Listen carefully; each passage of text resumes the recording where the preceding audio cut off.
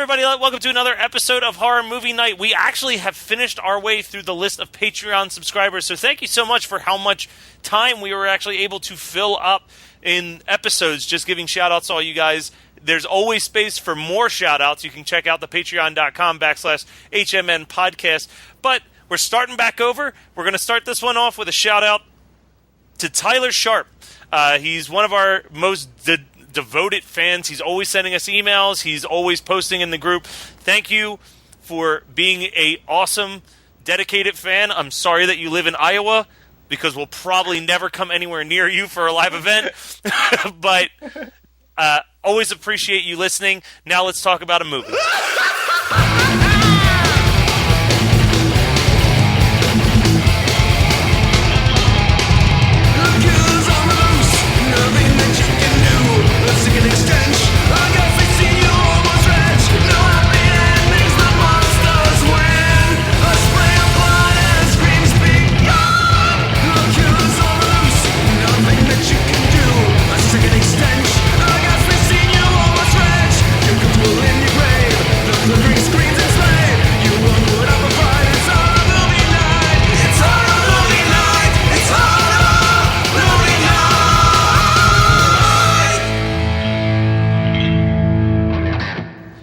I'd like to start this episode of Horror Movie Night with a reading from a book that is very, very important to me. Hold on a second.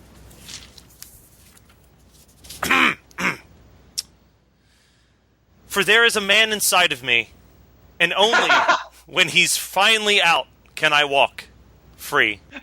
That's right, everyone. We're discussing Nightmare on Elm Street 2, Freddy's Revenge, maybe the most homoerotic film of the 80s that isn't Top Gun. So join me, Scott, and Adam as we dodge bird attacks, spend the night in each other's rooms, and avoid every school bus we see. Go strap on your knife glove and hop in a pool, because it's Horror Movie Night. That might be one of the best ones that Adam has ever written. I just want to make sure that is known. But we've been making that joke for years. Yeah, that was one of the Survivor Girl songs that was never written. The Man Inside Me. Well, I remember it was based on, because I had proposed the idea that you do an EP where every single song is a different Freddy movie, and then Adam pitched that as the name of part 2, and then it's just gone from there. I pitched it, Scott was like, "Oh yeah, no, we were already." yeah, it was. He pitched and I caught. All right, so let's address the elephant in the room right out the gate. This is infamously the gayest horror movie that's ever been made. It's been voted on multiple websites. The documentary Never Sleep Again, about the entire history of Nightmare on Elm Street, has probably a 45-minute segment dedicated just to this movie. And in that, it is revealed that the writer, the star of the movie, and the set dresser were all gay. The writer had put in plenty of gay subtext, which the actor had picked up on and played up, and the set dresser tried to hide as many hints throughout the movie, but everybody else was completely in the dark to the gay subtext when they were making the movie. The director denied this for years, that there was any kind of gay subtext to it, and the writer kind of, went along with it because it was the 80s, whatever, you don't want to out yourself, but eventually he was like, "Oh yeah, no, that was totally gay." Well, I mean, right out the gate, this is blowing my mind, because I thought that it was I didn't realize that it was intentionally a homoerotic. I was just like, we're just making jokes about this, right, guys? No. Wow. The set dresser knew what he was doing when he hung up the "No Chicks Allowed" sign on Jesse's door and put the board game Probe in his closet. I saw the "No Chicks," but I didn't see Probe. Hey, Adam. You never see the Probe. You never see it coming. So this movie also has one of the rare times where we genuinely have a male scream queen, because Jesse has that girly scream, and he does it a lot throughout this movie. Early on, we start off with a nightmare where he's on a bus, and the bus is just careening towards hell, and then he wakes up with the girly scream, And it has my favorite line in the movie where it just pans downstairs to the kitchen and his sister goes, "Why can't Jesse wake up like normal people?" And that's probably the only line that was supposed to be funny that is funny in the movie. The rest of it, I feel like, is a lot of unintentionally funny lines. But dear God, this movie... This is the beginning of the end for Freddy trying to be legitimately terrifying in any kind of way. I don't think this is the beginning of the end, my friend. I think that the beginning of the end was like the last minute of Nightmare on Elm Street, and then they were just like, you know what? We can do whatever we want. We made so much money. Yeah, well, there's some there, but this one's got like they try to redeem themselves, and they do with like Dream Warriors and Part 4 is also pretty good of like, but it's still, this is the last time until probably New Nightmare where they tried to make Freddy legitimately scary and not like the stand-up comedian that's just burnt to death. Like, man. Yeah, there's so many opportunities for Freddy to quip and to say, like, you know, crack out one-liners, but he'll just be like, "Jesse's fucking dead," and say shit like that. Like, he doesn't care. He's not trying to be funny. And like the whole "you're all my children's now" line and stuff like that. Even though that whole pool scene is the most nonsensical fucking thing I've ever seen. Yeah. Well, it also... But okay. Least believable of all of the Freddy scenes. This also has the line that the great poet Will Fresh Prince Smith quotes in his song Nightmare on My Street when he says, "You've got the body and I've got the brains," which 100% appears in that song. There's so many moments. Well, I want to start with a zany unpacking your room montage. Oh, my God. You've got the toy that you turn into your penis that you're masturbating. Very good. Yeah. The dance sequence is so good in this movie, and like, I think good. It's great because this is a thing that I miss. There was this 80s trope where all slasher movies would try to, or just 80s horror movies would always have these weird dance sequences in it. You know, Return of the Living Dead had it. Friday the 13th. That one is worthwhile. Friday the 13th Part 5 has it where the goth chick is like doing the robot in her bedroom. Oh, yeah. Oh, my God. Troll 2 has a weird dance sequence in it. Like, this where was... the sisters doing aerobics or whatever. Yeah, like, there's all these incredible moments, but this one is just so absurd. He's like bopping his ass against the drawer to close it, and like... Once again, we have to thank the set dresser because he's wearing these like sparkly gold sunglasses, and if you threw a feather boa on him, he's fucking Elton John. Oh, it's so good. It's so, like, it is so incredible, and it's one of those, like, one of the highlights of the movie for me. It's the dance scene and the transformation scene. Those are like the two best scenes in the film to me. God damn it, this movie. He goes to a gay bar, right? Oh yeah, he goes to an S&M bar where the head of New Line's... in that scene though. There's quite a few women, although I can't tell if they have lesbian haircuts or it's just the 80s. I have no idea. I think it's actually the latter. I'm pretty sure everybody had that haircut regardless of sexual orientation in 1984 when this 85 when this movie come out. 85. It's as old as me.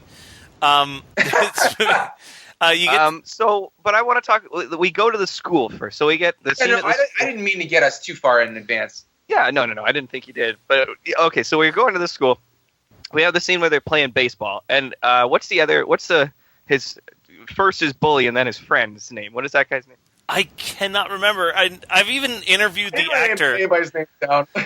I got Jesse. Jesse, Lisa, Freddy. Those are the only fucking names. So it doesn't matter.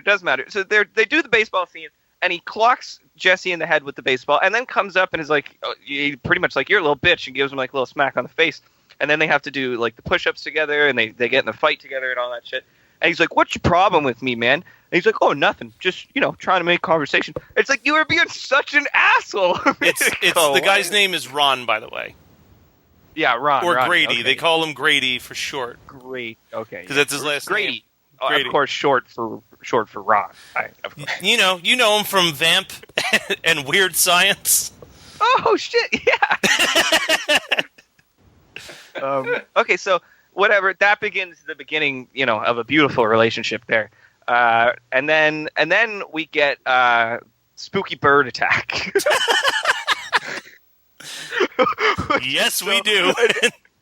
Oh man! So he opens up the cage because it's shaking like crazy, and a parakeet flies out and terrorizes this family, which has 2 full-grown men and a full-grown woman in it. By the way, this parakeet just terrorizes them. Somehow cuts the dad's cheek and then explodes, which I assume it did with fright. Exploded with fright. So Jesse's dad accuses him of somehow setting that up.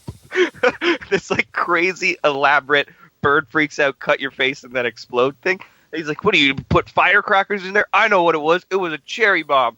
And I'm just like, God damn, Jesse's dad really fucking hates him, man. He's so mean to him this whole movie. So guys, I just realized something and I apologize. This was picked by a listener. And they did actually send us an email. So I want to take a quick pause. This was picked by... We haven't picked one of his movies in a while, but he used to write to us all the time, and hopefully he continues to write to us. Do you guys remember Fan Mail Chris? Yeah! Yeah. So is that Chris Daniel? Maybe. Daniels? His signature is related to Evil Dead. But this is the email that he sent us back in September. He said, "Fan Mail Chris here. Apologies for Munchies. I hope there's no hard feelings, but thank you for the Maniac Cop review as I loved it. I feel as though some grudges may still be held for my Munchies recommendation, so I'd like to make a possible new request for a future show. The Dark Horse of the Nightmare series, Part 2.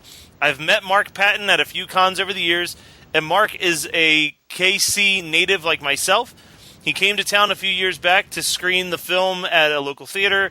I love the Nightmare on Elm Street series, and Part 2 doesn't get much love. I feel Freddy is still really creepy in Part 2, and you could have a field day with all the gay overtones. I could talk all day about Nightmare on Elm Street and can't wait to see Mark's Kickstarter documentary that he's doing called Scream Queen. Again, apologies for Munchies. Love you guys. Fan Mail Chris." Chris, you have definitely made up for Munchies because there is so much to talk about with this movie. But yeah, I just want to say this is not the Dark Horse of the series. This is the Unicorn.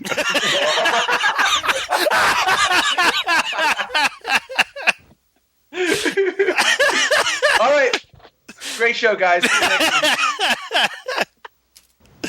Oh, shit. That was fantastic. I think we're going to just get rid of all the goodwill that our gay audience. Why? We're discussing the gay Nightmare on Elm Street. I know, just for the unicorn jokes. No, I think they'll love that. Holy shit, they'll love that. So, yes, he goes to the SMS. So he becomes friends with Grady. And then that's where, like, the gay overtones really start to seep in because he is infatuated with Grady. Most of the time they spend on screen together is changing in a locker room. Oh God! There's like one scene where it just cuts to them in the lunchroom, and Grady's just like, "So like, what do you want to do tonight? You want to like hang out? We can go see a movie or something?" Like it's like this super awkward scene. It's whole like movie. when you're asking your crush out on a date. Yeah, but here's or for me, just when you're talking to a woman, like, "Hey, I'm Matt. How you doing? Want to go do something Like tonight?" staring down at your shoes, kicking at the dirt and stuff. Like a regular Charlie Brown, just live action Charlie Brown. Yeah, can we talk for 1 second about, is it just me, or is the female lead in this movie, like, super attractive? Yeah, she ain't bad. Oh, yeah, no. Yeah, I agree. No, I found her. She's like this Meryl Streep thing going on. Is it Meryl Streep? Yeah, she's got a little bit of she's got a bit of a Meryl Streep thing going. She does. She's got a young Meryl Streep. I didn't really see it until you said it, but yeah, absolutely. And so Mike Patton, you know the part when he has his crazy tongue that he's like kissing between her boobs? Yeah. The stills from that, he's just grabbing mounds of boob.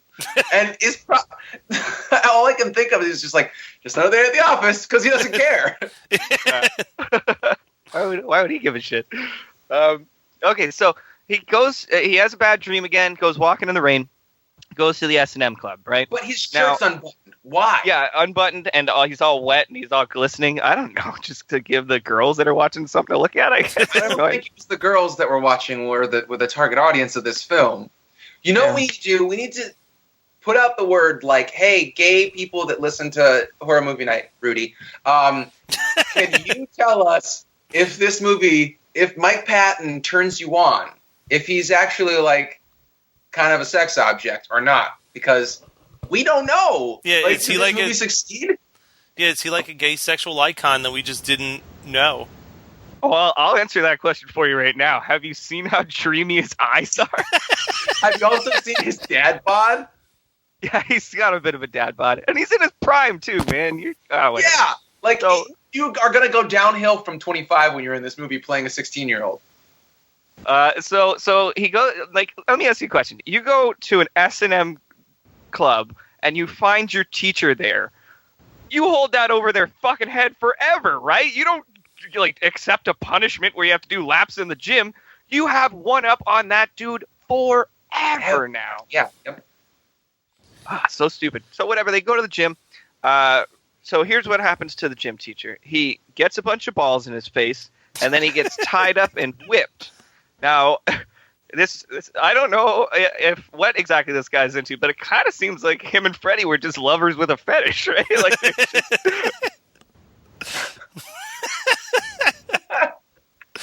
Oh, shit. Yeah, this film's great. It's not the worst Nightmare on Elm Street movie, I can tell you that. Well, okay, so both of you, tell me, who do you think, or what do you think is the worst Nightmare on Elm Street film? Because, like, I don't know. This movie is actually pretty hard to watch. Not like, it's not a poorly made film. They had a good, their script is just shit. They had a good budget, and they were riding high off the popularity of the original Nightmare on Elm Street. So I think... if you... Okay, you go ahead, man. Go ahead. I was going to say, I think the worst one, in all honesty, and what I determine to be the worst one is a combination of two things. Are the kills good, and does the movie make sense, fundamentally? And when thinking of that, obviously, I'm going to assume that we're all taking the remake completely off the shelf here. I never even bothered to watch it. Yeah, Part 5. Part 5 Dream Child, to me, is the worst of these 7 movies because it doesn't make any fucking sense. Like, there's not a single moment where I understand what's happening, and I've watched that movie a lot. I would put this right above it. I have trouble with the titles once we get a little deeper in. Which is that? We might be talking about the same one, but the one where it opens with his mom's a nun and she gets raped by the 1,000 maniacs in the insane asylum. I believe that's 5. It's either 4 or 5. I remember them based on the death scenes. Okay, guys. Number 3 is Dream Warriors. Number 4 is Dream Master. Number 5 is the Dream Child. And Correct. I think Dream Child is the one that they talk about. I'm pretty sure that's the one where it opens up with her getting raped by 1,000 maniacs. I'm not positive, but just by the name alone, I remember that is arguably the worst in the series. Yeah. Now, is that the one where the guy thinks that he's Freddy's kid for most of the movie? No, and that's then... Freddy's Dead, which I love. Yeah, because that's also the one that has the video game death in it as well. Yeah, no. Yeah, okay, that one's fucking dope. I love that one. Yeah, everyone says it's the Child. worst one, and they're a bunch of assholes, because Dream Child is fucking horrendous.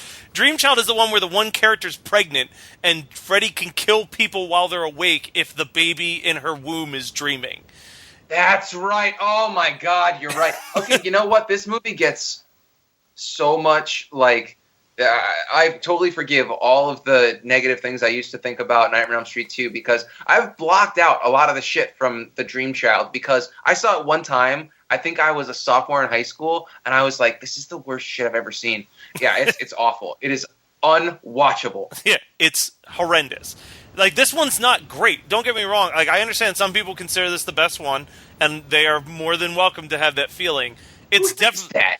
No one thinks that. I bet you if we ask, there will be people on the Facebook group that will say that this is their favorite Nightmare on Elm Street movie. But They're saying mess with us. No way. I think that you'll be surprised. But yeah, I think that this is right above Dream Child as like one of the low points in the series.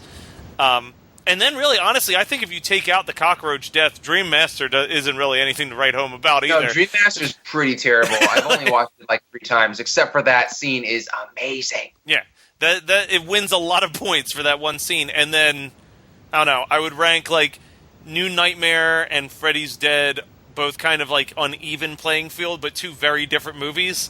Like, New Nightmare is a really decent, serious one. Freddy's Dead is my favorite of, like, the whacked out of control, we're just doing some silly stuff. And then the same could be said for 1 and 3. I think 1 and 3, it really depends on what mood you're in on your Freddy, on which one you like better. So, or how badly you want to hear Dokken. I mean, that's usually what decides that for me. Well, speaking of 2, though, really from this point moving on in the movie, it kind of starts to go downhill. I'm losing attention span on it, and I'm getting kind of bored. Even when we get up to, you know, the almost sex scene where he starts channeling Gene Simmons' tongue out of his mouth and shit. But this is where I think it picks up, because it picks up for a couple seconds, and then the last 10 minutes is insanity. So yeah, he starts making out with the girl, Lisa, and then his tongue starts getting out of control, so he does what any person would do and runs to Grady's house. And let me use this on you! Yeah, and then Grady's... What do you want me to do? I just want you to watch me. And I was like, watch you do what, bro? Well, Grady has that one line where he's like, something's trying to get inside me, and he goes, oh, and you want to try to sleep with me? And it's like, oh, Jesus Christ. But then the best part in this movie, and not me being like sarcastic, is the transformation scene. It seems like the part that they put the most time into, where, you know, Freddy literally rips out of Jesse. And it's just a really cool, well-done sequence. And then it stops being fun again. Yeah, and then we get back to the pool party. As much as the pool party is really memorable, it's really stupid. Like, he attacks Lisa, and then he jumps out that window, but then disappears before he even hits the ground, and then bursts out of where, I have no fucking idea he jumps out of. It's like he's jumping out of a sewer grate, but they're beside a pool. Like, where's he coming from? Yeah. And then, you know, starts setting shit on fire, and now the infamous line, "You're all my children now." That's good for 3 3/4 of a second that it takes him to say it. But then it just is stupid again. So, whatever. Lisa's dad comes out and he shoots a bowl of cheese balls or something like that. Completely fucking misses Freddy by a mile. Freddy disappears through a fence, and Lisa's like, "Oh, I know where he went. To, you know, the steelworkers factory where there's tons of fire and stuff." Just terrible memories for him. That's probably where he is.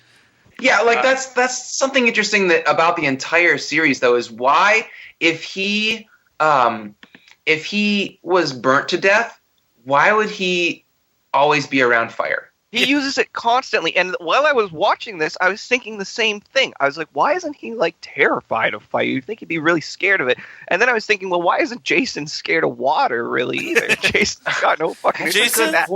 Jason only is scared of water when they need him to be in, like, milliseconds of the end of a movie. Like, I think he's terrified of water. Are you talking about Jason Takes Manhattan? Yeah. Because that's the first thing that comes to mind. Yeah, I was going to say Jason Takes Manhattan. Although, again, he's not terrified of water for the hour and 20 minutes that they're on a boat ride. But, like, yeah. Or sewer when it suits water... him, he'll literally be underwater and jump out it. But I would say, doesn't Freddy versus Jason, he uses water to, like, scare Jason at one point? No, Jason uses fire to scare Freddy because he sets the house on fire, and then they're both in there fighting, and you can see that Freddy's a little bit sort of unnerved by the fact that they're in a burning building. Which is weird to me, because it's like, you're already burnt. The worst that could happen's already happened, buddy. Like, you're not going to get more burnt. So he goes to the steel mill, and this is where, like, one after another is the craziest shit I've ever seen, because we have the human-faced dogs, and then immediately it's the mutant rat getting eaten by a mutant cat. How the fuck is Freddy doing this shit? He's in the real world now. They did scale that back quite a bit in, like, 3, 4, 5, 6, 7. Yeah. Thank fucking God they did, because those human-faced dogs are atrocious. I feel bad for whatever dog they put those horrendous masks on the face of. It looks so bad. It's awful. So I practiced and I practiced and I practiced for like an hour to try and get this, but I don't think I got the accent down quite right. But let me try here. After 6 weeks, the Freddy will encase himself in a cocoon and in a chrysalis. And after several moments, a new, beautiful Jessie will emerge from inside.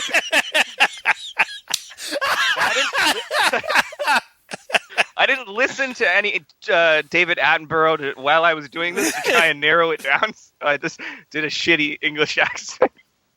It's so good, though. Oh, Thank you. it's so So yeah, funny. and then whatever. We can never just have fucking closures in these movies, Well, right? We can Jesse's- never just.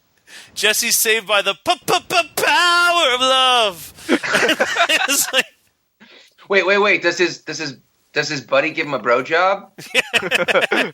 Because that would have popped Freddy right out real quick. Something would have popped off, yeah. but yeah, so I can't tell if we're having a good time or if we're gonna just really offend people. I think they're gonna have a good time. I wouldn't worry too Dear much God, I about hope it. so. I'm worried. But then, yeah, so the power of love saves everything. It don't cost money, don't take fame, don't need a credit card to ride that train. And then, Dude, if you can watch Nightmare on Elm Street 2 or Back to the Future, which would you pick? is that even an honest question? No. I was going to say, I'd watch Back to the Future 3 before I'd watch Nightmare on Elm Street 2 again. Damn, you're dude, fucking that is clickbait. cold. that is. I promise you, it is a toss-up between those two. But yes, then there's the claw popping out of the chest scare. And then, yeah, it's the movie. It ends, Yeah, thankfully. that's what I'm saying. We can never just have proper closure in these movies. It's always got to be like. I think Dream Warrior, did Dream Warriors end with a proper closure? I feel like it did. I feel like every one of these movies has a gotcha, though, doesn't it? Isn't that kind of the whole point? I really do feel like Dream Warriors doesn't for some reason. But I could be wrong. I haven't watched it in a bit. But All right, we'll find out eventually. I'm sure one of these days we'll do that weird thing where we talk about a good Nightmare on Elm Street movie. I don't know if I want to. So that's all I've got really for the man inside me, Nightmare on Elm Street 2, Freddy's Revenge. What did you guys watch this week? I'll go first because it's not that interesting. I watched the whole first season of House of Cards. This isn't that interesting. I just watched a season's worth of a TV show. Yeah, but that's not interesting in the context of our show. I don't think anybody really gives a shit that I watched House of Cards. But it's good. Kevin Spacey, really good. There was a couple moments in there that were really hard hitting. Have either of you guys watched any of it? I've never seen it, but I've heard good things. Yeah, it's good. It's I mean, it's really nothing to write home about. What I would suggest is you watch the whole first season and then the first episode of season 2, because that was just like, holy shit, that was crazy. That was really intense. But I don't know. I haven't. I don't know. I haven't had the energy or the interest to really pick it back up again. I'm sure I'll watch more of it, but nah. I believe by the time this episode comes out, I will have appeared on a podcast called the 90s TV Hour. If that episode is out by now, you get to hear me talk about 2 TV shows, both that aired in the 90s. The one episode is Season 6, Episode 1 of Step by Step, the episode Crazy Love. And the other episode that we discuss is Episode 13 of, I believe, Season 3 of Daria, called Die, Die, My Darling. Not going to get into that, but you should check out that episode. It's a brand new podcast. It's pretty fun, especially if you're a 90s kid who grew up loving 90s television. But the thing I do want to give a quick shout out to is this past week or so, I've been rewatching one of my favorite shows that definitely deserved a much longer shelf life than the 2 seasons it received. I think it is available on Hulu, if you've never seen it, called Dead Like Me. Have either one of you guys ever seen that show? Yeah, I used to watch that on Showcase all the time. Yeah. The first season of that's really, really good. Yeah, second season's not bad. It's definitely not as good as the first season. Scott, have you ever seen it? I want to say that I watched like the first episode and couldn't get into it, but it's been on my back burner for Yeah, it's 4 years because you told me about it like right when we started doing this business. So yeah, I need to get into it. I think Brian. So it's made by Brian Fuller. It's the one that he has the least input on, unfortunately. But I think Brian Fuller is one of the best TV show creators of all time, and unfortunately, every show that he's made has barely made it. Canceled. Yeah, like he did Wonder Falls, which was amazing. He did Dead Like Me, which I think is the best of his shows, but... Nope, Pushing Daisies is way better. See, Pushing Daisies I enjoy, but I don't love, and then he made Hannibal, which was just insane what they got away with putting on television. On TV. Yeah. And I want to watch that, too. I didn't watch Hannibal. I also watched the pilot for that remake of the... He did the Addams Munsters. Family or the Munsters? The Munsters. And I would have loved to see what he could have gotten through on that show, but sadly the pilot really didn't go anywhere, and that's probably why it didn't get picked up. Yeah, he's definitely one of my favorite show creators, because I think that he does a really cool thing where all of his characters they're realistic but quirky at the exact same time, which is always like nice. But for those who... But it's not like super annoying quirky, you know? Exactly. Like... Yeah. But for those of you who haven't seen Dead Like Me, it's definitely worth checking out. It's about an 18-year-old girl named Georgia who unfortunately dies unexpectedly. And when she dies, instead of going to heaven or hell, she is informed that she has been recruited to be a Grim Reaper. And it's just about her life, but it's one of those shows that handles what could be really, really depressing subject matter, but does it in a very real and caring way, which always makes for... it's good episodes. It has that, like, you feel like you might cry, but like in a positive way instead of a depressing way. Like, I don't know. It's one of those rare feel good but super dark, depressing comedies. So it's dark, but it's got a lot of funny bits. Like a Grim Reaper will, like, go to an apartment and be like, yeah, I'm looking for John Smith. He died in apartment B3, and he's like, I'm John Smith, and this is B3, and they'll be like, oh. All right, well, I'll come back next Wednesday. But yeah, the star of the show, and they made a movie after season 2 that is unwatchable. Because they got rid of the best character in the show because the actor wasn't interested, and I'm blanking on his name, but it's Inigo Montoya from Princess Bride. Mandy Patinkin. There we go. Mandy Patinkin. Mandy Patinkin. Mandy Patinkin is the reason to watch this show, so them taking him out of the series for the movie is, like, devastating. But that's all I got. So Scott, how about you take us home? All right, I'm actually glad that I'm going last because I have something interesting to say. I have to apologize to Stephen Bruce.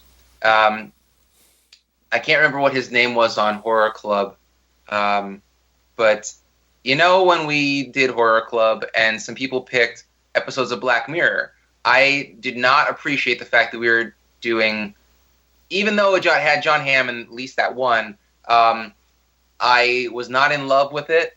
I watched a couple episodes of it, and I then thoroughly talked shit about Season 1 Black Mirror. I thought that it was just kind of ripping off the Twilight Zone, and I didn't understand why people were jerking it off so hard. I didn't watch any... I watched like maybe 3 episodes of Season 1, didn't watch any of Season 2, and all 3 seasons now are on Netflix because Netflix...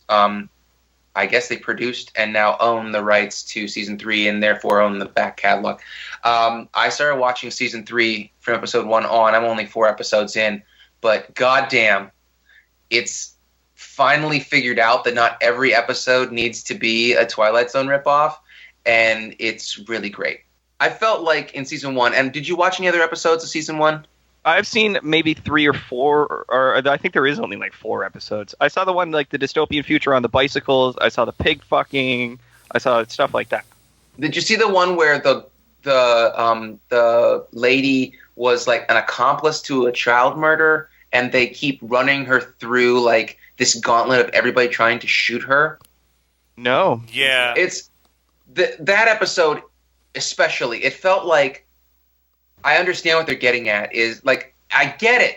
You can't not get it because it's so in your face. Like, do you get what we're trying to say about our current reality and what could happen? Yes, I get it. I'm not an idiot. But the whole thing is like, okay, the prison system is overkill. Like, if you're an accomplice to a murder, you shouldn't be killed for it, basically. And like, okay, I get it. But Charlie Brooker, like, you're English, and he's trying to make arguments about the American prison system, and sometimes I feel like it's a little over the top. But then again, that's also, I'm sure we do that shit in America about other countries too. So season 1 rubbed me the wrong way, and season 2, I don't know. But season 3, I would highly recommend both you guys checking out, because I feel like they're kind of committing themselves to making a better show and moving forward with the concept without just rehashing like technology will lead to bad things.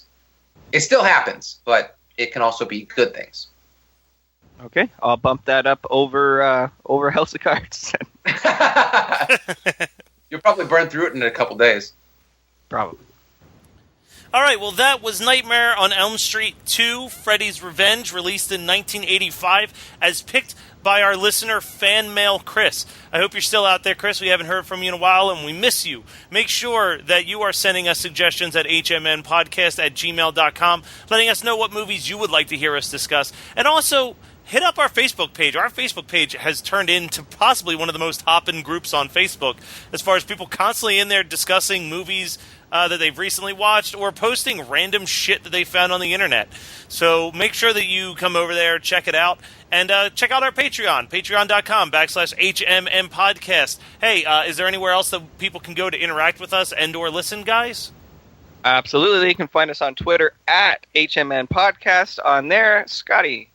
You can go to soundcloud.com/horror movie night. It has all 80 episodes, I think we have up there. Yeah, this will be episode 80. This is episode 80 that we're recording. Sheesh. Man, we got a lot of episodes up there. Some bonus material, some fan mail, some trivia.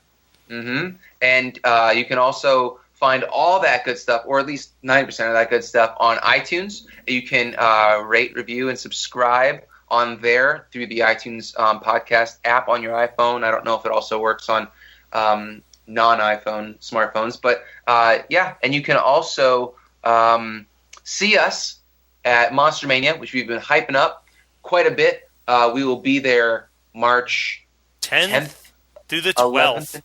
Yes, sir. We will be there with bells on. We're going to bring our own merch. I'm actually going to bring, I'm going to bring some of my unframed horror movie posters to show off and or sell if anybody wants one. I mean, I don't need them. Unless Megan leaves me and then I have that house-like... just wall-to-wall horror poster? Well, I'm alone and I'm killing people, but at least I got some sweet movie posters. So yes, come check us out at Monster Mania, March 10th through the 12th. And check us out next week when we have yet another episode of Horror Movie Night.